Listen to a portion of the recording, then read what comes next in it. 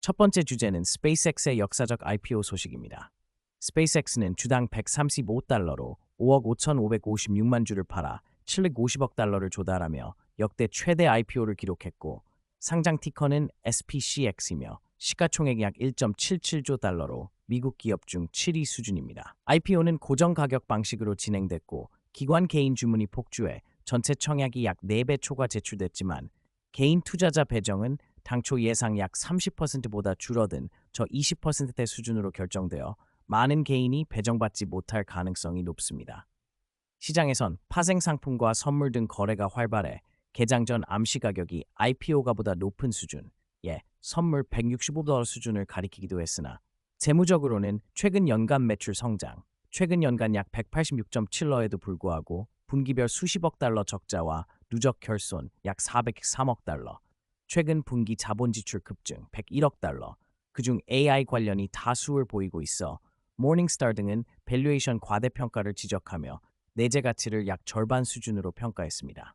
또한 XAI 합병과 엔트로픽 구글과의 대형 컴퓨터 계약, 안트로픽 월 12.5억 달러, 구글 월 9.2억 달러 수준 약정이 공개된 가운데, 앨런 머스크는 상장 후에도 약 82%의 의결권을 보유해 사실상 지배권을 유지하고, 전문가들은 단기적 과열과 이후 급락 가능성을 경고하며 조기 지수 편입에 따른 패시브 매수 유입 우려도 제기되고 있습니다.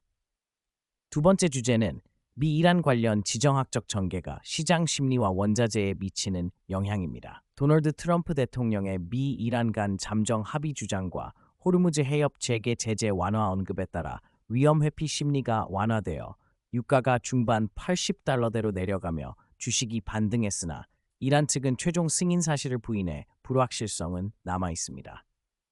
시장 반응으로 서부 텍사스유는 약 86달러대, 브렌트유는 85억 89달러권에서 움직였고, 명품 주가 약 5% 급등하며 FTSE 지수는 1.6% 상승한 반면 에너지 섹터는 유가 하락으로 상대적으로 부진했습니다.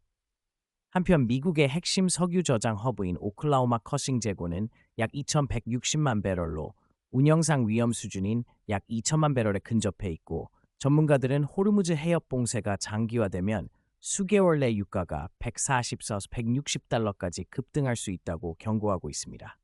영국 경제는 4월에 전월 대비 -0.1%로 위축되었고, 서비스업 부진 -2%이 주된 요인으로 지목되며, 중동 긴장에 따른 에너지 비용 상승과 경기 불확실성이 성장에 부담을 주고 있다는 점도 주목됩니다. 세 번째 주제는 베이징의 압박과 자금 긴축, 그리고 글로벌 테크, AI, 법적 이슈의 복합적 영향입니다.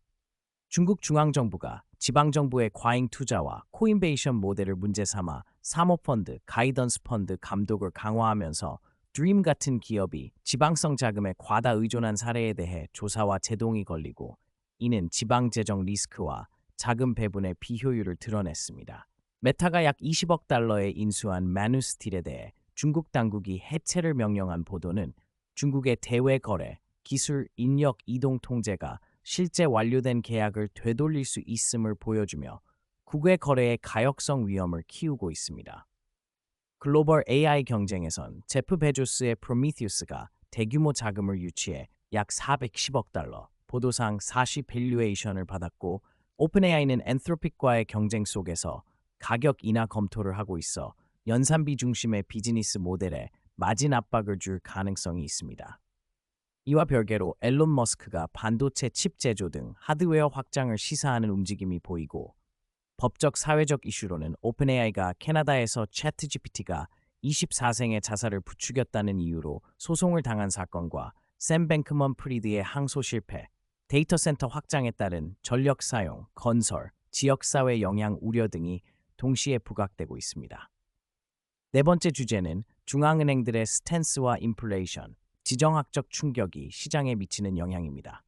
유럽 중앙은행은 최근 금리 인상을 단행했고, 7월 회의에서 모든 옵션을 열어두며 필요시 추가 대응하겠다고 밝혔고, 한국과 인도네시아 등 일부 중앙은행들도 인플레이션과 유가 변동을 예의주시하며 금리 방향을 시사하거나 선택지를 열어두는 기조를 보이고 있습니다. 물가 지표는 혼재되지만 전반적으로 지속적이라는 신호가 강해 미국의 5월 생산자 물가가 예상보다 큰 폭으로 상승해 연간 최대 상승률을 기록했고, 에너지 충격을 뺀 근원 물가도 목표치를 상회하는 등 물가 압력이 확산되는 조짐이 있습니다. 지정학적 뉴스로 인한 유가 급등 급락은 자산별로 엇갈린 반응을 초래해 금값은 연중 하락세를 가속하며 주간 손실을 기록한 반면, 주요 주식시장과 일부 아시아 지수는 유가 하락에 힘입어 상승했고, 채권 수익률은 소폭 반등하는 등 시장 반응은 불균형했습니다. 중앙은행들은 에너지발 물가 충격이 다른 영역으로 확산되는지 여부를 기준으로 추가 긴축 여부를 판단하려 하고, 단기적으로 지정학 뉴스와 인플레이션 데이터에 민감하게 반응하는 시장 환경이 지속될 가능성이 큽니다. 다섯 번째 주제는 Avalanche Treasury Co의 나스닥 상장으로 본 암호화폐 트레저리의 진화입니다.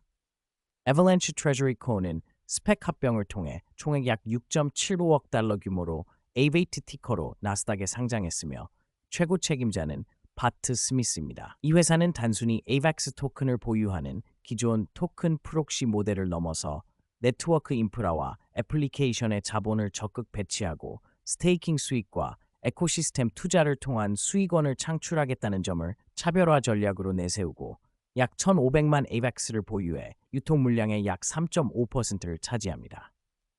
Avalanche는 6년차 엔터프라이즈 지향 블록체인으로 약 550개 프로젝트와 16.5억 달러 규모의 토큰화된 실물 자산을 보유하고 있으며, 블랙록, 프랭클린 템플턴, 애폴로, 피파, 와이오밍주 등 기관 공공 사용자가 있어, 이번 상장은 규제된 상장 구조를 통해 기관 투자자들에게 블록체인 생태계에 대한 접근 경로를 확장하려는 시장 변화를 보여줍니다.